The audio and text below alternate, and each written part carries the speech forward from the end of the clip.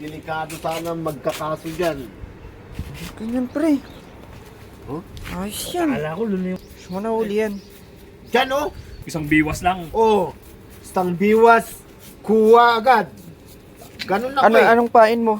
Ano lang? Hipon na maliliit. Ipon na maliliit. Buti hindi naputol yung tansin. Hindi ah. Ayos no, laki. Ohayo gozaimasu. Kakagising ko lang po pala, linggo po pala ngayon at wala kaming pasok. Medyo inaantok pa po ako niyan pero kailangan ng gumising at para mag-almusal. Siyempre tingin-tingin muna tayo dyan sa labas, napakaganda talaga ng view ng Japan.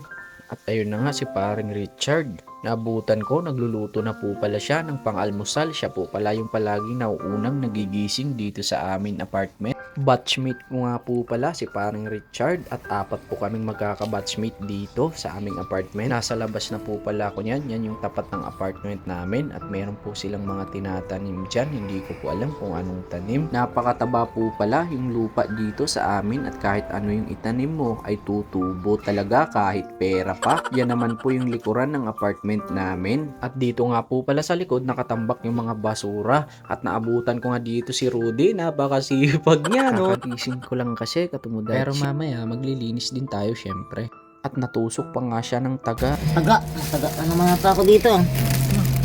At natanggal na nga yung taga, buti na lang hindi bumaon. Tinatanong ko nga siya kung masakit pa o kailangan na natin siya ipa-hospital. Sabi niya okay lang daw dahil isang baso pa lang daw yung dugo. At yan nga po pala yung labas namin at marami po pala silang tinatanim dyan.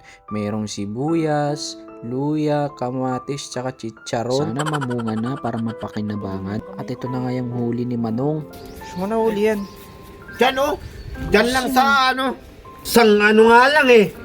Stang biwas, kuha agad. Ganun na Anong pain mo? Ano lang? Hipon na maliliit. Buti hindi naputol yung tansin. Hindi ah. Ayos no, laki. Laki pre. Oh, Diyan lang yan sa gilid na huli mo. kilid lang pre. At hiniwa niya na nga ng maramihan kasi ilang araw niya ring uulamin yan. Napakasarap, laman, ang laki, ang sarap sa bawan. At nanguha na rin pala ako ng papakuluan ko ng tubig dahil ang lulutuin ko po pala ay pansit canton at hinain ko na nga siya. Ayan po yung dalawang pansit canton na lulutuin ko. Bali 2 peraso lang po pala yan. At tinapon ko na rin po pala yung basura at baka makalimutan ko pa. At ayan na nga, natapos na hiwain ni Manong yung nahuli niyang isda. Sasabawan nila yan at isisigang. Nakaredy na po pala yung talong, pechay, tsaka iba pang kasangkapan na pangsigang. At nilagay na nga to ni paring Richard sa kumukulong tubig. Napakasarap. Kitang-kita yung kamatis. Wow! Yun!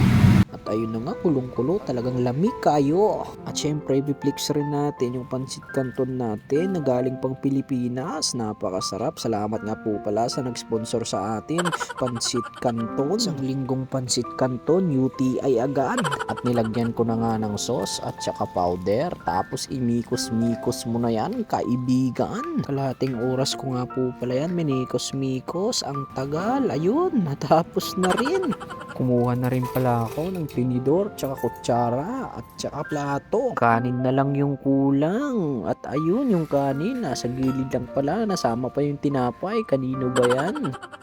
At ready na nga ang lahat, magdasal muna tayo at magpasalamat sa mga natatanggap natin sa araw-araw at mga blessing. Maliit man o malaki, konti man o marami, kailangan pa rin natin magpasalamat sa itaas sa araw-araw nating natatanggap.